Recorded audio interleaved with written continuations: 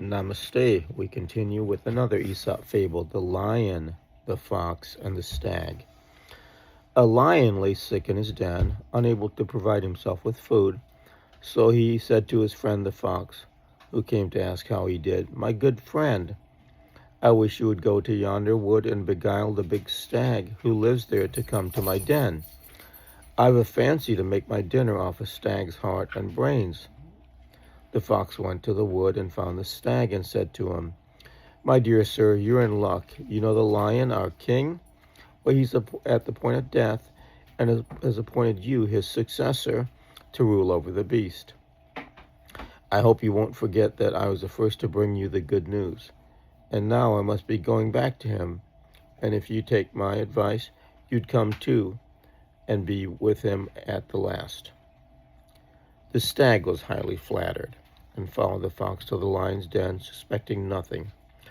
No sooner has he gotten inside that the lion sprang upon him, but he misjudged his spring, and the stag got away with only his ears torn and returned as fast as he could to shelter of the woods. The fox was very much mortified, and the lion, too, was dreadfully disappointed, for he was getting very hungry in spite of his illness. So he had begged the fox to try another time at coaxing the stag into the den. "It'll be almost impossible this time," said the fox, "but I'll try." And off he went into the woods a second time and found the stag resting and trying to recover from his fright. As soon as he saw the fox, he cried, "You scoundrel! What did you mean by trying to lure me to my death like that? Take yourself off, or I'll do you to death with my horns." But the fox was entirely shameless. "What a coward you were," he said. "Surely he didn't think the lion meant any harm, while he was only going to whisper some royal secrets into your ear when you went off like a scared rabbit.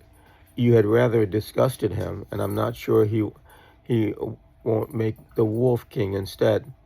Unless you come back at once and show you got some spirit, I promise you he won't hurt you, and I will be your faithful servant." The stag was foolish enough to be persuaded to return, and this time the lion made no mistake, but overpowered him and feasted right royally upon its carcass. The fox, meanwhile, watched his chance, and when the lion wasn't looking, filched away the brains to reward him for his trouble. Presently, the lion began searching for them, and of course without success. And the fox, who was watching him, said, "I don't think it's so much that you're looking for the brains.